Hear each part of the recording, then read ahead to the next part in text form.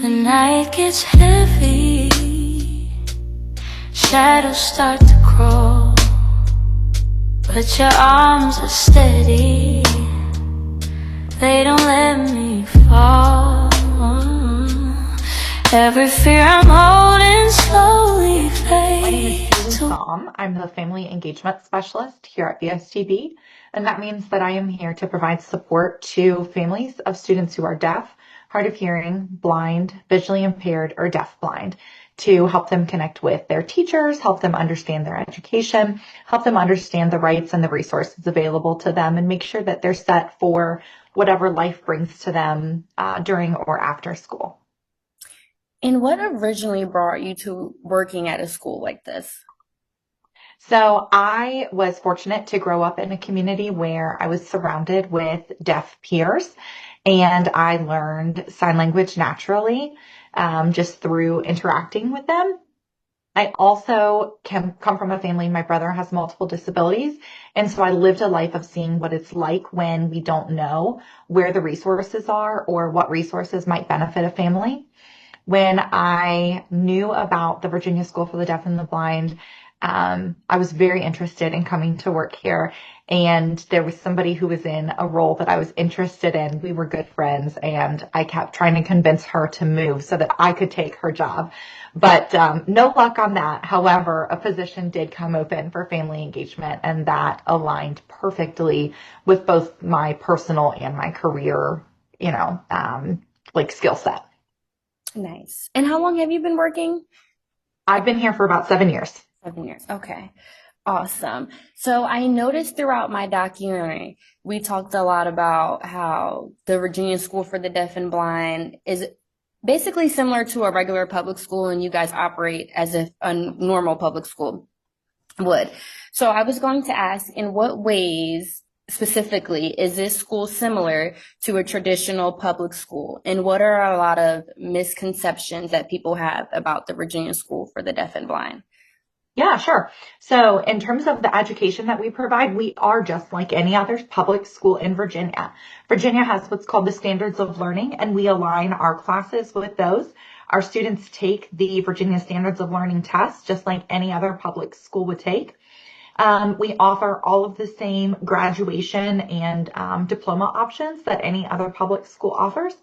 However, what's unique to us is that we do everything with accessibility for our students built in, with their needs considered before everything else, and in a way that they don't have to stumble through. So for example, our blind students, their classes are already built with all of the things that they would need: a brailler, a talking calculator, a CCTV, all of that stuff is in the classrooms. Whereas in a public school, a student may have to take these items with them from class to class. And some of these students are walking around with a cart, truly a cart full of items to aid in their ability to access materials at school. And that's just not a normal school experience. And then also, deaf students are often accessing both their education and their peer relationships through the use of an ASL interpreter. And if you can think of that you would have to, flirt with a girl or a boy through an interpreter, or talk about your weekend through an interpreter. And that's also just not a normal school experience. So we give them the opportunity to socialize just like anybody else would. And that, of course, they have full access to all of their academics, as in our deaf department, all of our teachers are fluent in ASL and or are deaf themselves, so they get direct instruction. Do you think that having those resources and teachers who have the same similarity as the children, do you think that has a long-lasting impact on the children? It absolutely does. It does in many ways. Partially because they get to connect with somebody and learn from somebody who learns or learned in the same way that they do. And that's helpful. Being able to teach from experience is very helpful. Also, you hear about this in so many different ways, but it gives them a person to look up to who is like them. They see themselves. They are represented in all levels of school here. They see staff who are deaf or blind or visually impaired or hard of hearing in so many different areas on our campus that they know that they are not just stuck in a box, that they're not limited by their disability, that their ability is truly what defines them. Yes. Awesome. I love that. And I noticed that the school emphasizes a lot of intentional learning. What does that mean in practice? Yeah. So basically, we teach everything with a true purpose. We aren't teaching anything just to check a box. Yes, there are those Virginia standards of learning that we have to teach, but we find teachable moments and ways to connect everything that we do to real life and to the skills that our students will need when they go out into the world. The other thing that comes with intentional learning is incidental learning. So what you or I may experience out in our own lives, incidental learning, we could pick up on what happens in the world around us. We can pick up on conversations in our family about paying the bills or about an unexpected bill and how that's going to impact the family's finances. Our deaf students are not able to pick up on those auditory conversations. Our blind students are not able to pick up on the nuances of nonverbal behavior, of facial expressions and those social things. And so we teach those things very intentionally and very explicitly. And we make sure that our staff are using any moment they can to drive these points home and make sure that the students are informed about it. Awesome. And I heard that students like shop for their own groceries. What skills are being developed through that process? Yeah, so that's part of our independent living apartments that we give the students a weekly budget for groceries. And so throughout this whole program, they are working to build the skills that they need to be able to live independently. Um, Again, a lot of that goes back to the incidental learning, but some of it is just skills that anybody may not necessarily have when they graduate high school. I know that when I graduated high school, I hadn't experienced living on my own, and going off to college or getting my first apartment was a big change for me. And our students are given the ability to learn how to navigate that level of independence while still having a little bit of a safety net, while still having the staff they can rely on, while still knowing that they don't run the risk of getting evicted or anything like that that you or I would have out in the real world. And just making sure that they have those real world skills, that our deaf students can go to the store and be able to interact with a cashier and pay for their groceries.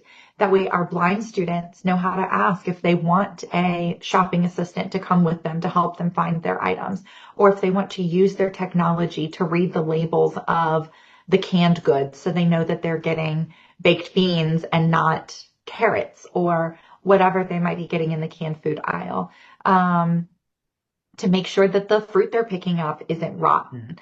You know, all of that kind of stuff. Those are all skills that our students may not be learning out in the community at home because it doesn't usually just occur to the normal run of the mill person. It doesn't necessarily occur to all of us to teach those skills. Whereas here at the school, we're thinking about it. Awesome. So the school gives students a weekly budget. How does managing that money prepare them for life after school? Again, just very much like anyone else would. And again, with that safety net of understanding what it means to manage your money. Now, the one thing that we don't provide is they only get that money for groceries.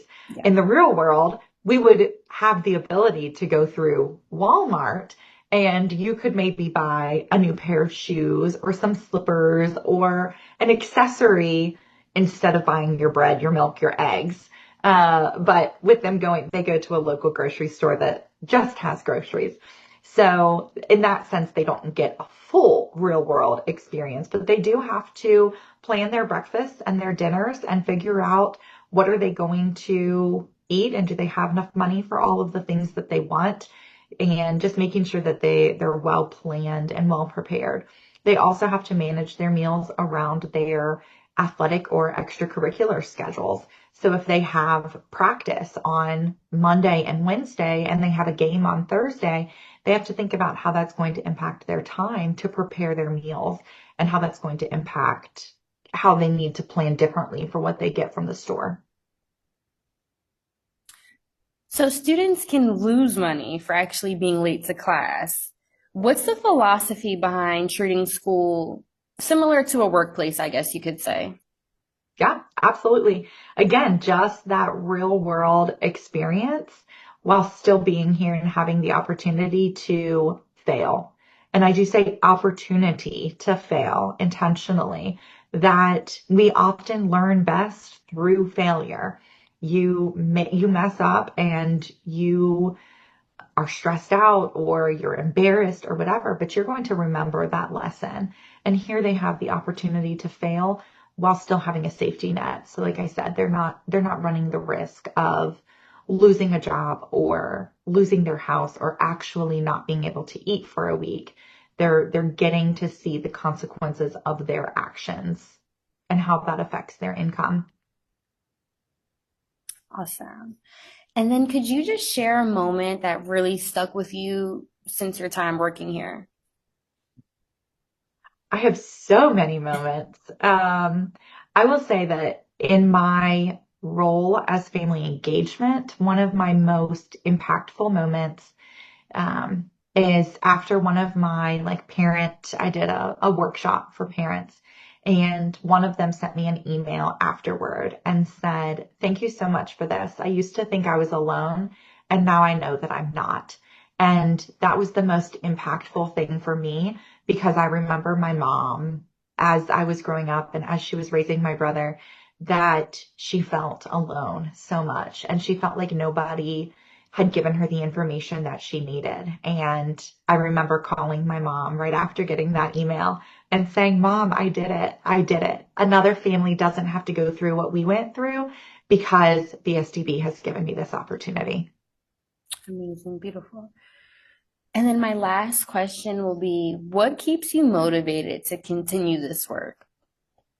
I think stories like the one I just shared is Yeah. truly my motivation. Seeing the kids every day and seeing their growth and seeing the families that can recognize their students' growth and supporting them through that to make sure that they have the skills to continue that growth. There's only so much that we can do within the confines of a school day or a school week. Even if the student is residential, there's still a lot that happens at home and their home life is so important. And having families who truly understand what their child needs and how to best support them so that they can go on to live a full, valuable, independent, fulfilled life. That's what I want to see. Thank you, Miss Jolie.